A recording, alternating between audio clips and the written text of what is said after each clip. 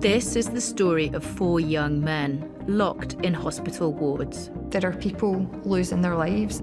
And of the families fighting to get them home. You lose your right to be a parent, a mother, a family member. Disclosure asks why people with learning disabilities and autism are spending years living in hospital. The system is broken and has been broken for many, many years. We, as a society, have failed this group of people. It feels like people are being parked and forgotten about. And why some are locked in the country's highest security wards. For some patients, it's the only place where that can be done safely while maintaining public safety. Staff piled into this room and injected him in front of me.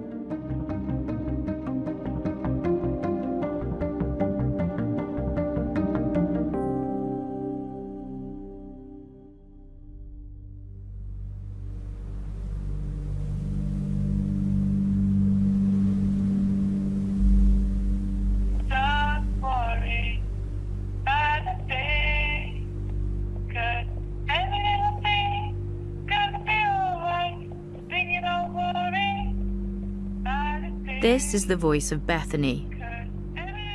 She's singing from behind the locked doors of a hospital room. A room where she spent almost 3 years with no access to the outside world.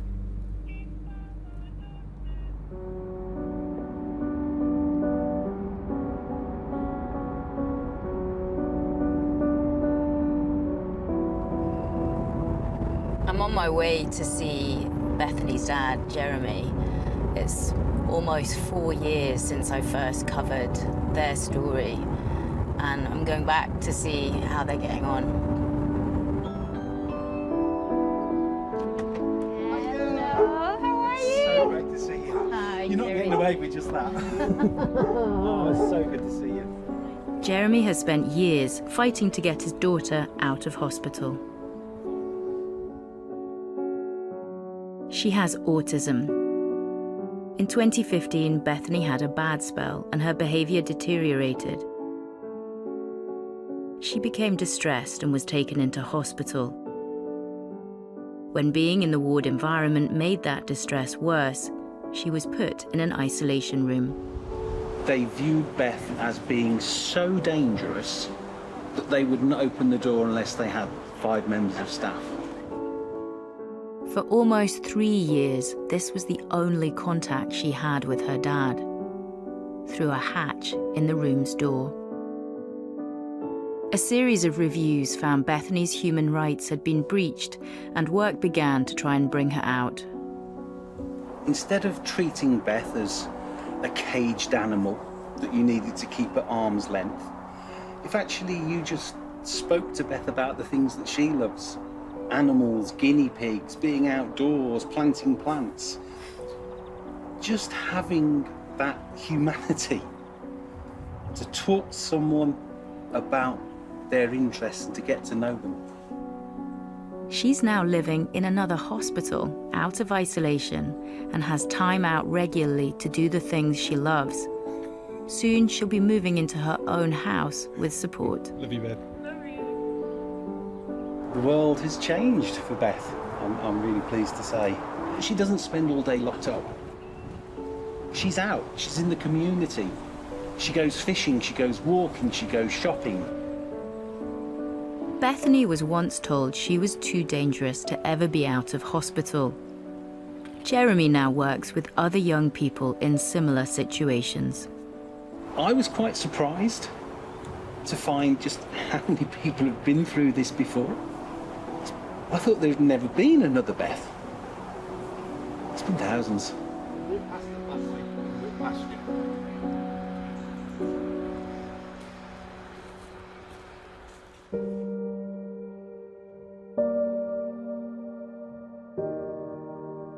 Everything the family did, Fraser did with us. He had a great life, went sailing, horse riding, enjoyed school, was always a bit of a joker within the family.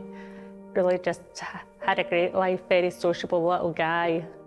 Fraser was born with a rare condition which affected his development. He has a learning disability and limited speech. Fraser enriches your life. When Fraser's sister got married a couple of years ago, Fraser was in the dance off at the end of the wedding.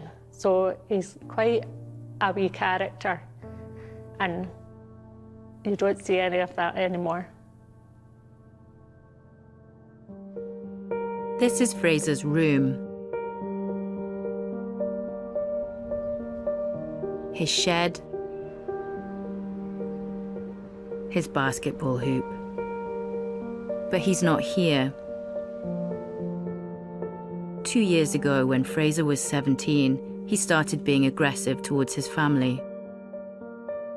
We'd had the odd outburst of these episodes at home. They were getting more regular and probably more heightened.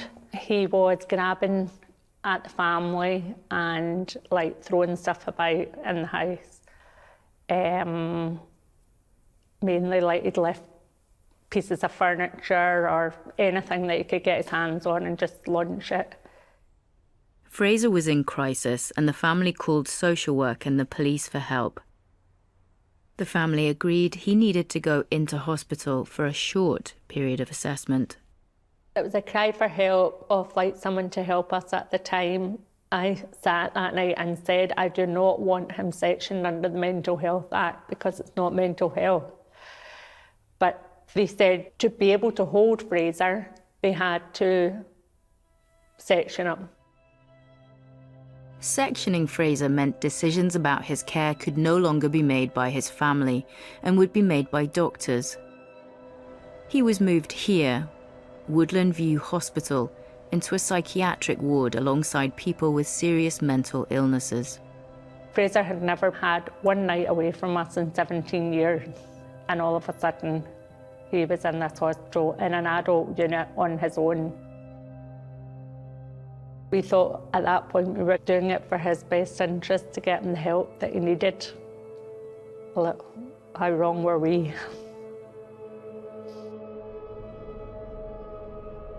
Fraser has now been in Woodland View for 18 months. Karen says he has deteriorated physically and mentally over that time.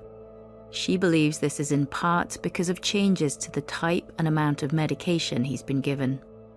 He was very, very changed in behaviour. He had suspicion of people. The aggression was a lot worse and a lot longer. He had also almost like psychosis with it.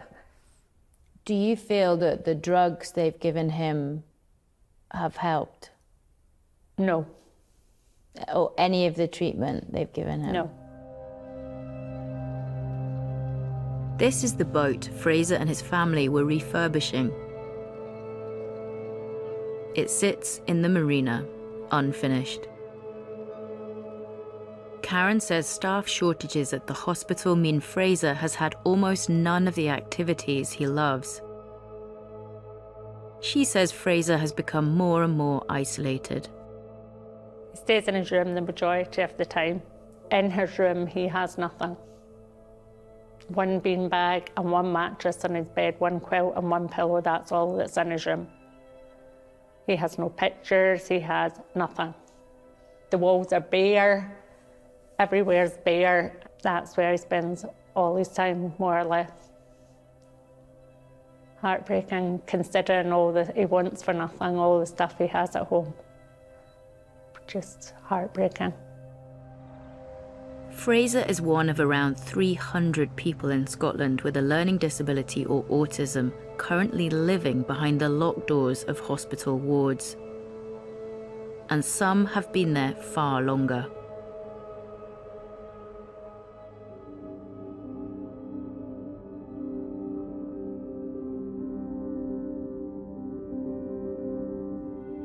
We done everything. We went ice skating, we went horse riding, walking, just tried him with everything, trampolining, just to keep him busy, really, because he needed to be kept busy all the time.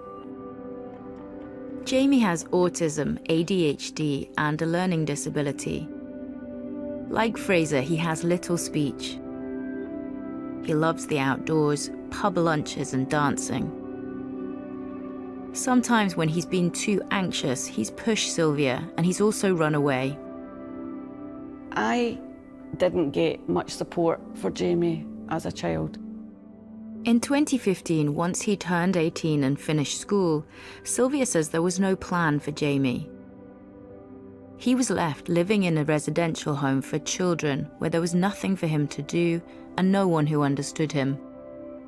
It just went really bad where everybody was all the staff standing outside and Jamie in the house just wrecking the place because he was so anxious. And they just sectioned him. I went, sectioned? I didn't quite understand it because I'd never had to deal with it before. And then I found out that I couldn't get him out. When someone is sectioned, they are detained under the powers of the Mental Health Act. Claire Curry is a lawyer representing families whose loved ones find themselves in this situation. Some of the parents and carers for these young people, for me to sit down and explain to them that actually the rights that they've always had as a parent have now been superseded by a piece of legislation. Most people just don't understand. A person should go into hospital. If they require to be detained, they should be detained for the minimum period of time and the minimum environment in terms of restrictions. And as soon as that person's well enough to leave, they should be able to leave hospital. But that didn't happen with Jamie. For 3 years, he was recorded as delayed discharge, meaning doctors agreed he was well enough to be released, but nowhere was found for him to go. Unfortunately, there are ever-increasing number of cases where, due to a lack of resources in the community, people are being kept in locked environments for too long because there's nowhere else for them to go. And that's not good enough. Then, while Jamie was waiting to go home, the first wave of the pandemic in spring 2020 locked down the world. I knew there was going to be problems. Before then, Jamie could be out with Sylvia and his family. He was regularly coming home for overnight stays, but suddenly couldn't see them at all. Sylvia says the break to his routine was devastating for him. He should have had me visiting once a week, just one person, just me. And I could explain to him what's happening. And he knows that I'm going to turn up at that day every day, but he didn't know what was happening. Sylvia says he became very anxious and distressed. He got himself probably to a state that he couldn't cope with anymore. He was accused of aggressive and sexually inappropriate behaviour towards 2 members of hospital staff.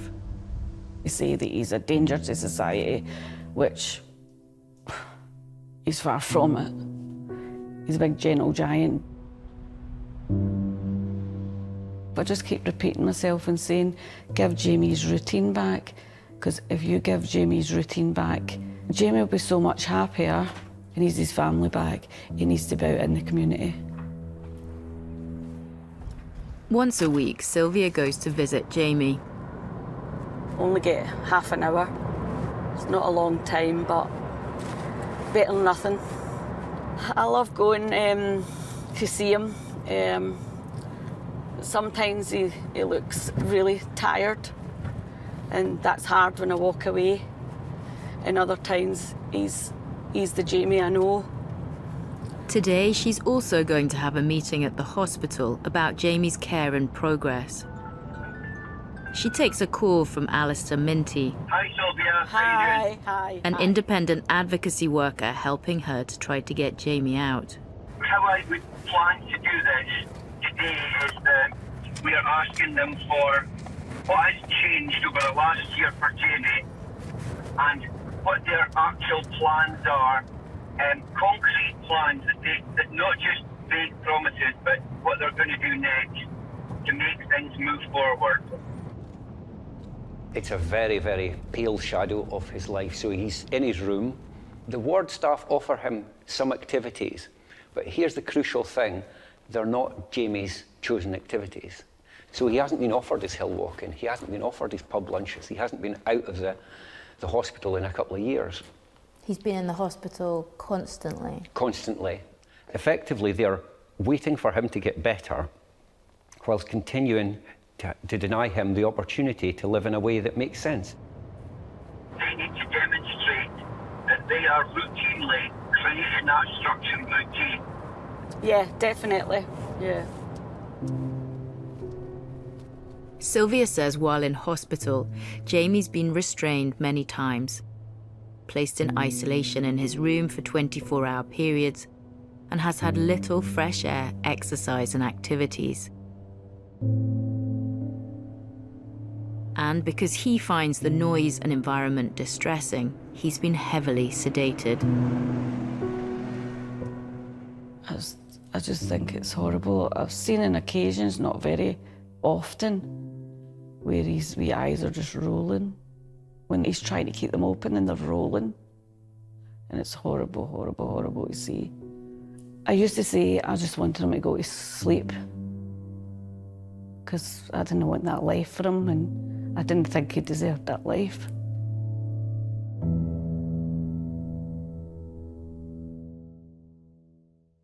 When we take away the things that matter from people, they really struggle. For 3 years, Jamie was cleared to leave the hospital, but nowhere was found that met his needs. Then his behaviour got worse. And so he's stuck, locked in the hospital. People get caught in this cycle of, we now think we can move you on. Oh no, we haven't managed to get anything ready for you. Oh dear, you're too unwell now to move on. We'll have to go back to the start again. And some people can spend years and years in that vicious cycle. Renfrewshire Health and Social Care Partnership, which is responsible for finding Jamie a community place, said it works to understand the complexities of each situation and provide the best possible support and outcomes. So how many other people are there like Jamie? And how long have they been in hospital? I'm looking at the results of a Freedom of Information request that we put to all the health boards in Scotland, which was asking them what's the longest time that any of their patients with learning disabilities and autism have been stuck, referred to as a delayed discharge, where everyone's agreed that they should be out in the community and in their own home, but they're still stuck in hospital. The longest time that someone's been a delayed discharge is 7.9 years, so almost 8 years. I guess it would be different if everyone agreed that if you have autism or a learning disability or challenging behaviour, then this is where you needed to be. This is where you would get the best care. This is where you would have the best life. But actually it feels like people are being parked and forgotten about. That situation is unacceptable. I'm determined that we do much better here. It is vital that we get it right for individuals because each day that they are away from their family, their friends, and their communities is a lost day. And we must do better in this regard. And that's why we have the determination to get this right for people as we move forward.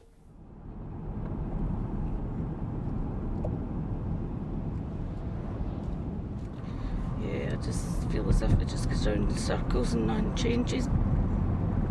Sylvia is out of the meeting about Jamie's progress. I don't think he's going to get out this year.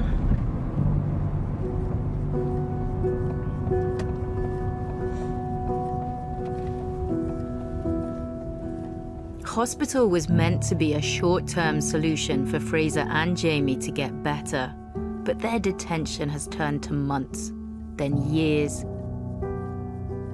Their families say being cut off is increasing their distress. Jamie is autistic. I'm meeting Professor Andrew McDonnell, an expert in the autism spectrum, to get an insight into his behaviour. Hi, I'm Lucy from the BBC. Thanks for doing It's a really tough kind of condition for people to understand. It's a neurological difference. It's not a disease, it's not an illness, it's not something that needs to be fixed. It's something you're born with, predominantly, and it's the way you see the world. A need for routine really permeates most people on the spectrum. For any individual who's on the spectrum, a psychiatric ward, to me, is not an appropriate place to be. When you have autism or a learning disability, what's it actually like to be in one of these places? It can be quite a clinical environment. Mawayne Graham works for an advocacy organisation for people with learning disabilities and regularly visits the types of wards that Fraser and Jamie are now living in. The temperature is always oppressive. There doesn't feel that there's any air. It feels like it's really difficult to breathe. Also the noises. There's a lot of noises, there's alarms beeping, there's people that are obviously in distress, there's banging. Sometimes it can feel really chaotic. If you're a person who requires stability, routine, a calm environment and familiar surroundings, then there is a huge risk that detaining you in a place like that will exacerbate the behavioural problems that may have caused you to be there in the first place. If somebody has like the sensory impairment where they will experience noise as pain, you can imagine what that would do to somebody. The people trying to support them don't understand what they're saying because they're non-verbal, therefore they lash out, and therefore that's an assault on the staff. And then that's when things can escalate and people can get labelled as challenging behaviour, and it can start a whole different cycle for them. They cannot get back out in the community because the environment didn't suit their needs. The system creates these warehouses. To me, they aren't benign environments, and people get stuck in the system once they're into these places. You can get into a secure bed very easily. Getting out's another matter. These environments are secure wards in modern hospitals, but they have roots in the past. For a long time, people with learning disabilities weren't regarded as part of society. Sometimes people didn't get the opportunity to go to school. Sometimes people didn't get the opportunity to live within their family.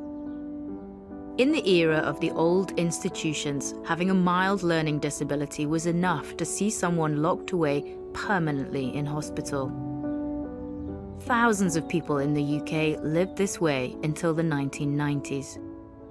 I originally trained as a nurse. It was learning disability nursing I went into.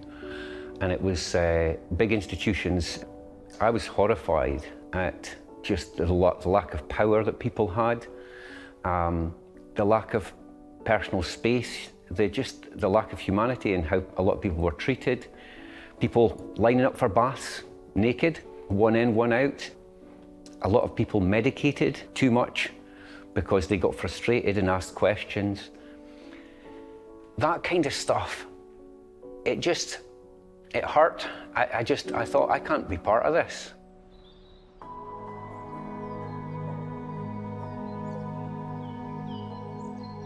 I was only 6 months old when I came into hospital. Maggie says she was sent to live in Birkwood Hospital in South Lanarkshire in 1956 as a baby because her mother was judged to be unable to look after her. It felt terrible. It felt as if you were trapped in there, especially when you were in the child's ward. You couldn't go anywhere. You couldn't do anything you wanted.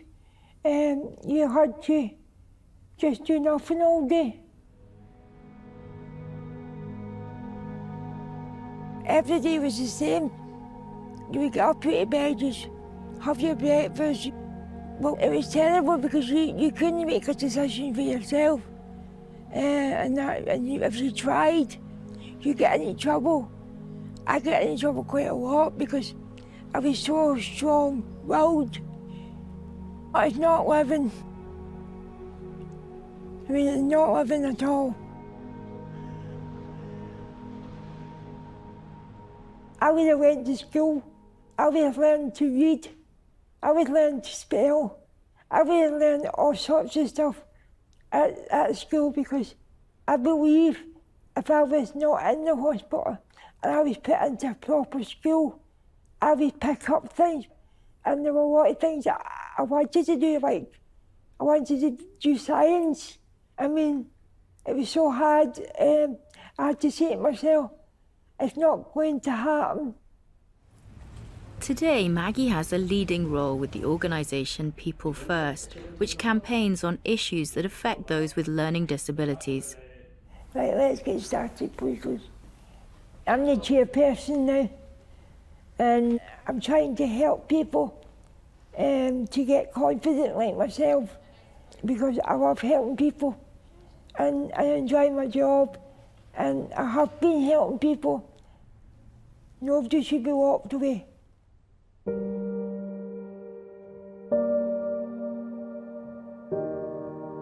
In the 1960s, experts said long-stay hospitals were inhumane and should close. 22 years ago, Scottish ministers agreed that everyone should be living independently in the community.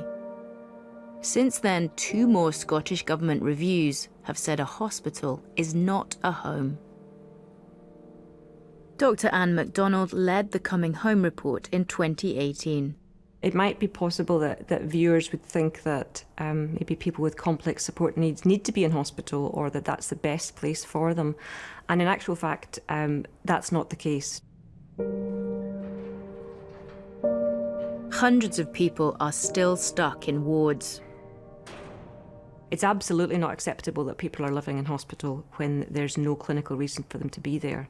People with learning disabilities shouldn't be living in hospital. A hospital is not a home, and it's a human rights issue to have a home and to be able to have a connection with your family.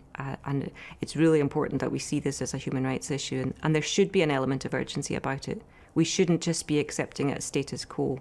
We need to be working harder on this and doing better. When you're admitted to hospital for assessment and treatment, it should be temporary. People with learning disabilities and autism shouldn't be living in hospitals, but some have been in for many years. I mean, NHS Lothian has got the person who's been in the longest, which is over 25 years, which just seems extraordinary. I mean, that's a third of someone's life. NHS Forth Valley have got someone who's been in for 19 years, NHS Grampian, someone who's been in for over 18 years. So it's just extraordinary periods of time.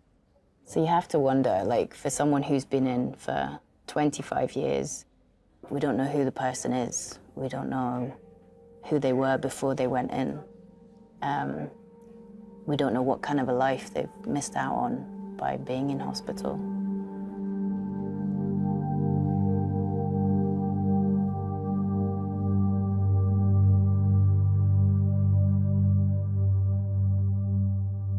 It's an awful statistic.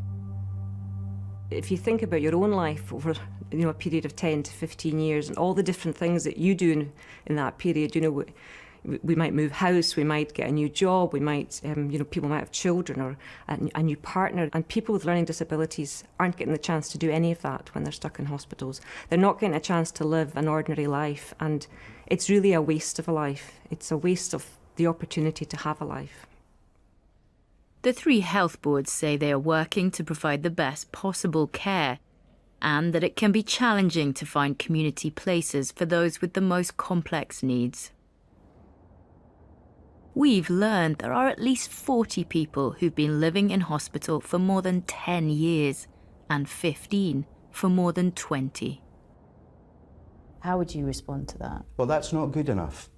It is vital that we get it right for each individual, and that we allow folk to live as independent lives as possible. We must ensure that we have the right support for folk in place, and we must do better.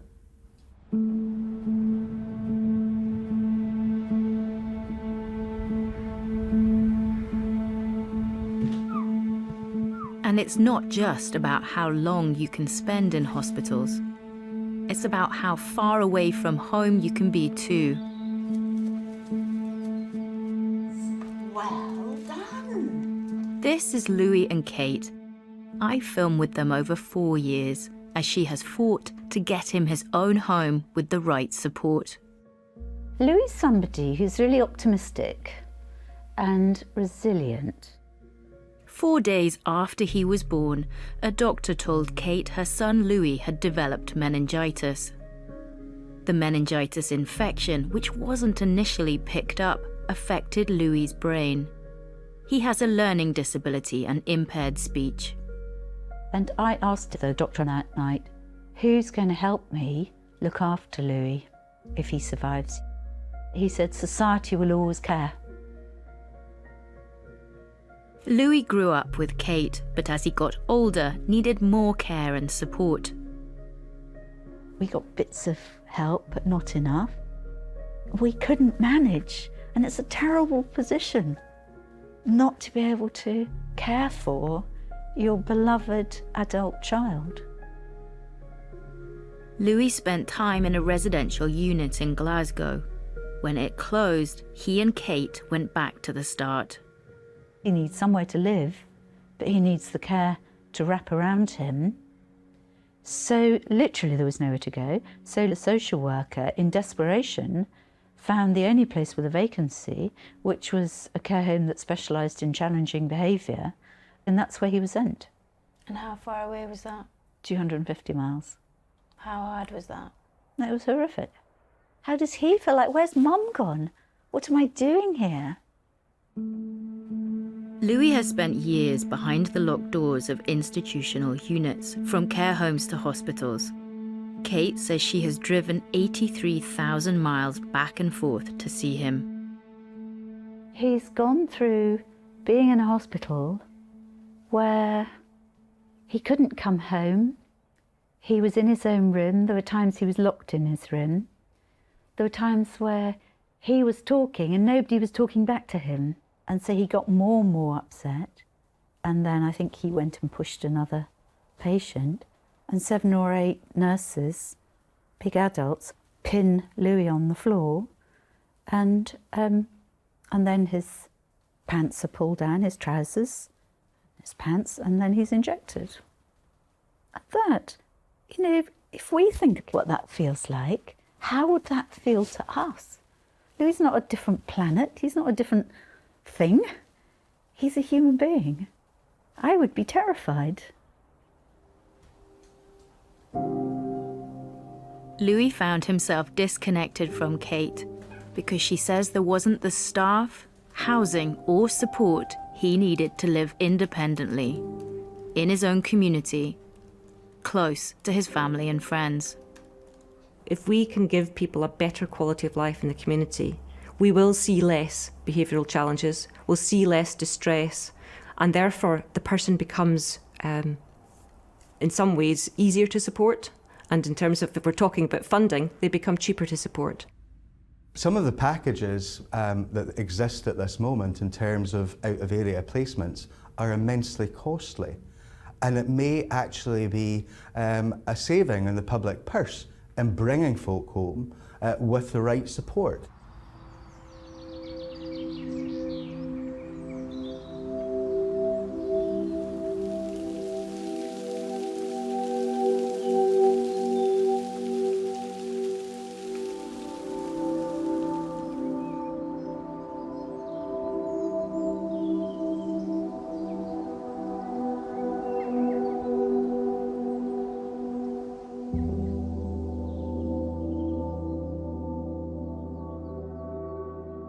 When Gordon was a child, he was a rascal. He has autism and learning disabilities and has ADHD, but it didn't matter because he was just such a fantastic child and just brought such joy. When he went to secondary school, he did struggle, you know, with life in general, and just day-to-day noise, crowds. Gordon was on a range of medications for his ADHD. Ruth says when he was around 15, she became more concerned for him. Gordon had been telling me that he didn't feel well. So I had phoned the mental health team and, well, nobody came. Ruth says Gordon's mental state worsened. When they went away to a caravan park, he was walking around with a cheese knife. He approached another man who pushed Gordon to the ground. Afterwards, he was so distressed, he self-harmed. So I had to go to hospital and he was a wreck. He was an absolute wreck. And then they told me that they were sectioning him. Gordon was placed in an intensive psychiatric ward. It was a busy, loud ward with very ill people. And he just found it really distressing. And he just wasn't coping. The doctor came to see him and decided that he needed to go to a specialist unit for young people with autism and learning disabilities. But there was no beds. And the only other place in Scotland was the other hospital.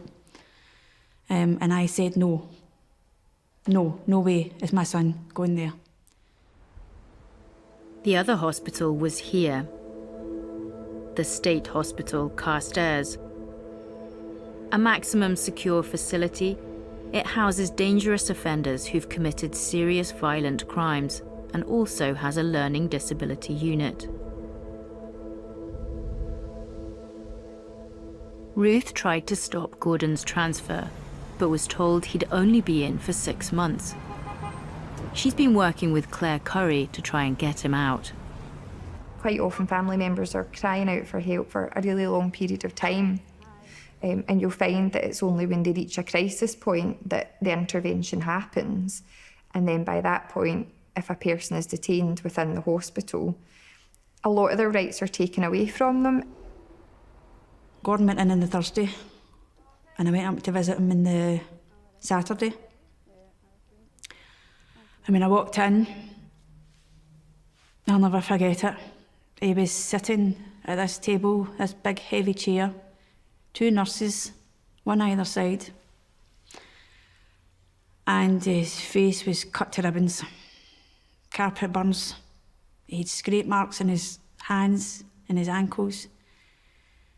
He was all cut and he was just crying, and I just burst into tears. And I just said, "What have you done to my son?" Gordon has been accused of striking staff in Carstairs. 4 years ago, Ruth learned 2 staff allowed another patient to attack her son as they watched. They were sacked. It traumatised him, and for years afterwards he wouldn't come out of his room. He wouldn't sit on the ward, he didn't eat meals with other patients, wouldn't sit in the day room. 5 years after he was supposed to go to a medium secure hospital, Gordon remains in Carstairs, where he wasn't meant to be. Why have they taken my son into that hospital and now he's been high secure for 5 years? Carstairs says Gordon is now too dangerous to be released. An order has been made by the courts, which means his detention in the hospital could be permanent.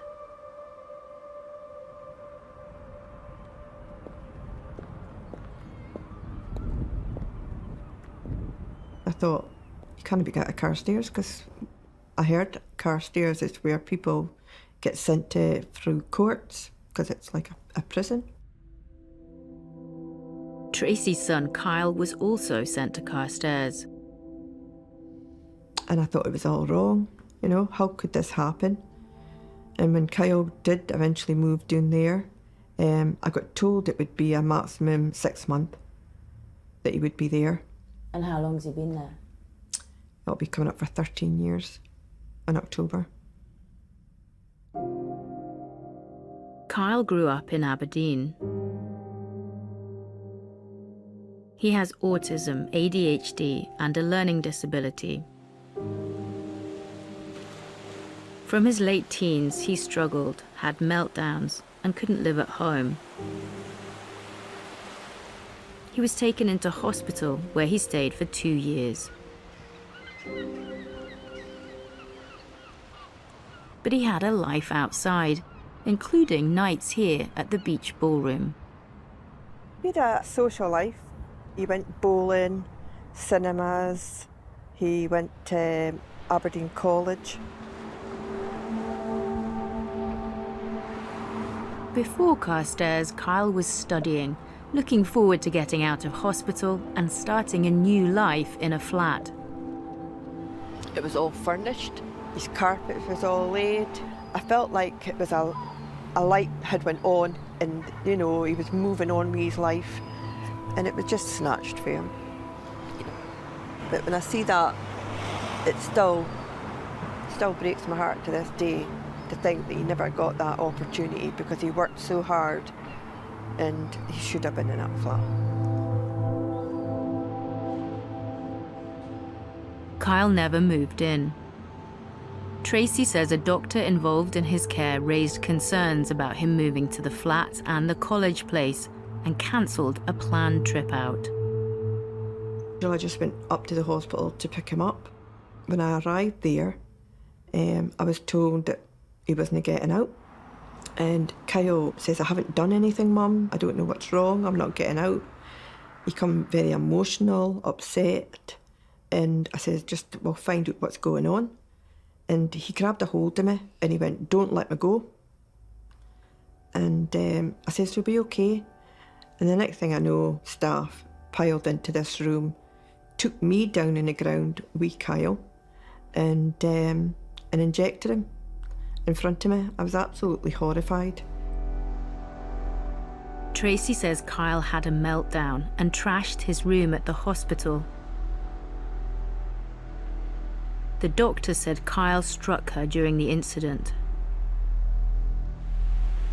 Because of what doctors called his escalating, challenging behaviour and physical aggression, Kyle too was moved to the state hospital at Carstairs, where he's stayed ever since.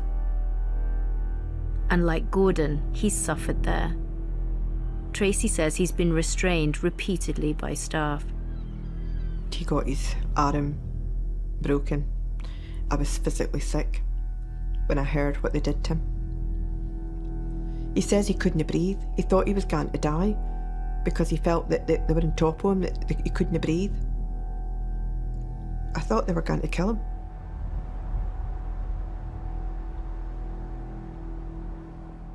Dr. Jana de Villiers is the lead psychiatrist for the Learning Disability Unit at Carstairs.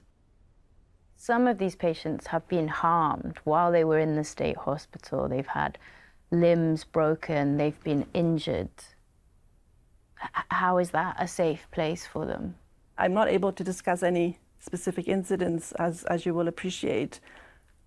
The state hospital, one of its core purposes is to manage violence and aggression, and we are actually very good at that, to de-escalate, to avoid, and to only use those measures when there's no other way of maintaining the safety of either the person themselves or anyone else. Tracy says Kyle had struggled in Carstairs. He's been accused of striking other patients and staff.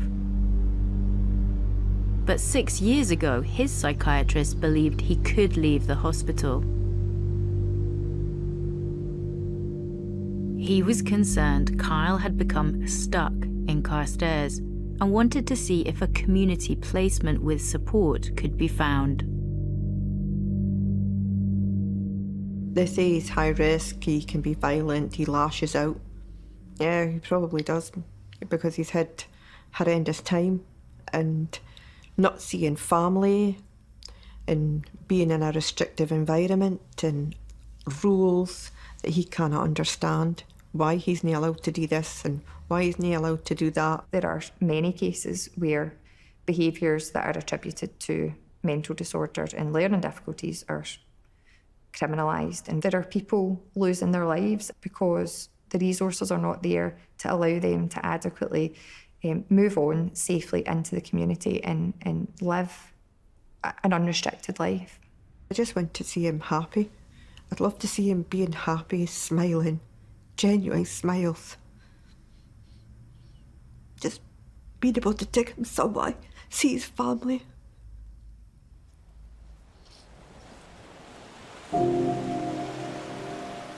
When he was sent to Carstairs, Kyle had not committed a crime.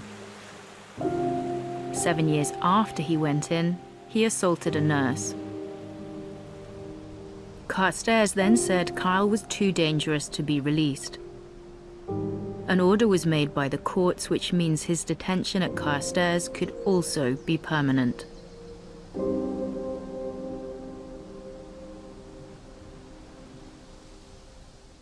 Gordon and Kyle were both detained in hospital to get better. So why are they still there after so many years? And are there others like them in Carstairs? It's the only secure psychiatric hospital in Scotland. So it's the only maximum security place. And it has 9 people who've got no conviction, but they have a primary diagnosis of autism or a learning disability. These people have not been to court, they've not been through a trial and not been convicted of a criminal offence. And one of those people has been in for 17.5 years. There are people who we do everything we can to help progress, but the nature of their impairments means that they're much more long-term or they can be exceptionally difficult to change. But how is that rehabilitation and moving people to lower secure?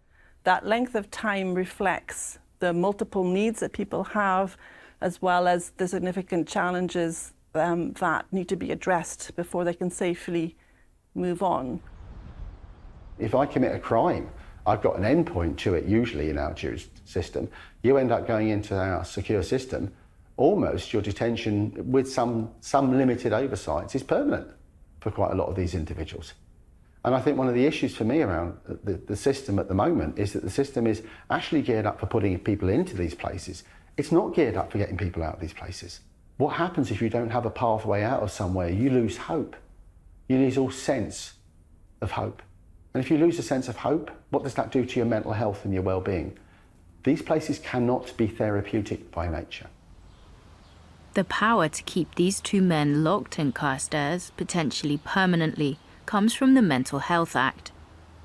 How the law works in these cases is currently under review over concerns it's breaching the human rights of patients like Kyle and Gordon. One of the problems perhaps around how the Act works with people with learning disability and autism is, again, that it's sort of modelled on the idea that you'll get well, that you'll get treated for your illness and you'll get well.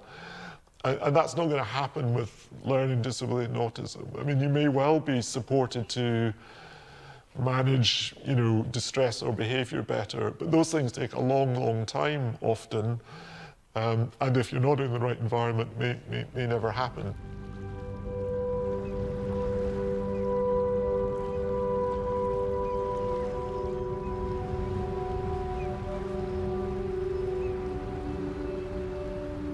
I walk along here in lovely days and you see people with their families, and it doesn't matter how nice it is, there's always a big black hole because Gordon's missing.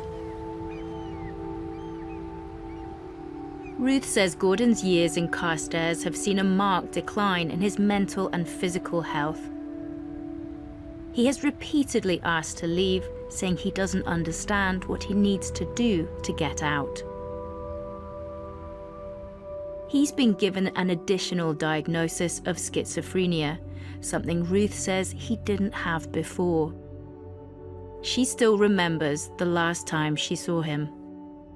I got such a shock at his appearance. He started losing weight. He looked terrible. His eyes were all bloodshot, his face was gaunt, his arms were so thin and pale.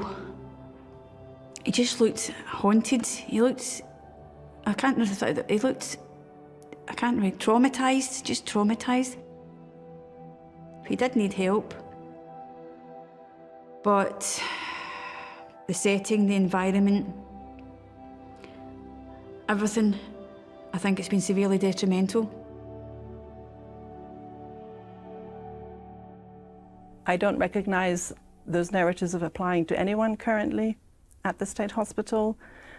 We do make progress, people do move on. For some patients, it's the only place where that can be done safely while maintaining public safety. Ruth's relationship with the hospital has deteriorated. You lose your right to be a parent, a mother, a family member. Your relatives, your loved ones are taken from you. And whatever you input, anything you suggest, anything you want to put across, it's dismissed. Your opinion is dismissed. She was told Gordon no longer wanted contact with her. She hasn't seen him since December 2020.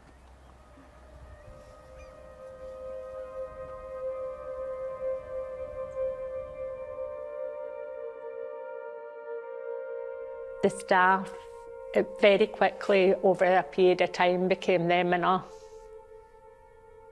Because we were a family that asked questions, I don't know if they've ever had that before. We've been so proactive with Fraser's care for 18 years that we weren't just going to hand over the reins to someone else. We were welcome on the ward up till 21st of December. The hospital has said Karen and Fraser's dad have been verbally aggressive towards staff. The family say that's not true. They're no longer allowed to visit Fraser inside the ward. His dad and I went down and visited him through the window on Christmas morning for about half an hour. That was it. That was the only time that we got to see or speak to him on Christmas Day. What does it feel like when they say you can't visit him physically? Horrendous, absolutely horrendous. You can't have a relationship through a hospital window. We visit every day, but the weather that I stood out in, storms, gales. Karen and Fraser's family have been visiting outside the window for months now. They say there's a cycle of visits breaking down, Fraser becoming distressed, being restrained by staff, and hurting himself. How did it feel having to watch him being restrained? Heartbreaking. To actually watch like 4 people on top of your son holding him. He's not the person that went in there. He's a shell of his former self. He's very, very institutionalised. The problem we have at the minute is the hospital don't have the staff to rehabilitate Fraser, and we can get Fraser out to try and rehabilitate him ourselves. Bit by bit, it's just chipping away at every one of us. NHS Ayrshire and Arran, which is in charge of Fraser and Jamie's care, says it can't comment on individual patients. It says the appropriate discharge of individuals with learning disabilities following a hospital stay for assessment and treatment is complex. It requires patients to have the appropriate supports in the community and, at times, bespoke packages of care to meet their individual needs. It says it is working on local community provision to prevent hospital admissions.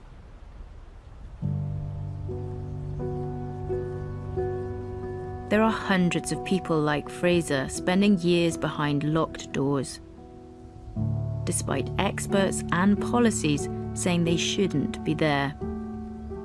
These people are not getting their human rights. These people are being held in institutions, often against their will, when we could do something else for them. And that's an absolutely clear human rights breach. So I think it is one of the stark areas where I think we, as a society, have failed this group of people.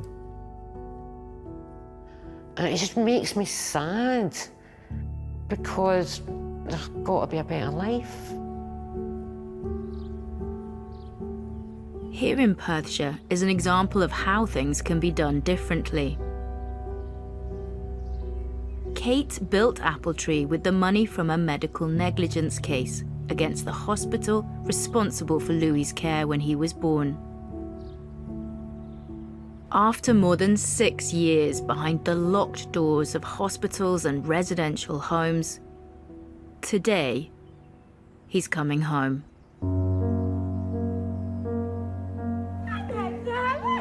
Hello, darling. Welcome home. Hello. How lovely to see you. Hello, Dad. Hello, darling.